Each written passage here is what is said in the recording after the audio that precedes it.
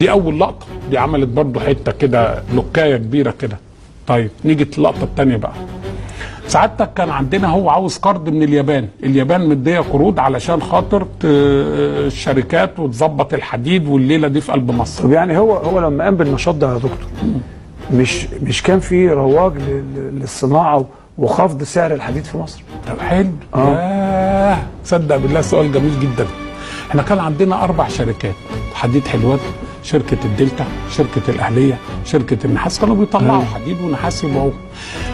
ما احمد عز عمل زي ثوره 23 يوليو، قال لك اللي قبل الثوره ما كانش فيه حد. يا عم الناس اللي قبل الثوره دولت هوا يعني، ما كانش فيه سعد زغلول، ما كانش فيه مصطفى النحاس، ما كانش فيه النقراش، الناس دي هوا، الناس دي زباله كده هوا. يقول لك انا اللي عملت الحديد. انت قبليك انت نتيجه يا مولانا.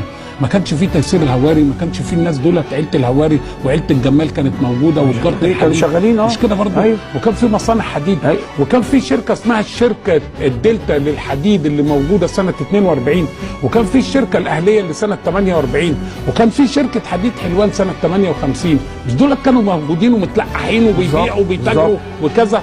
ما تقوليش بقى انا بدايه الحديد من عندنا. عمل ايه بقى هو؟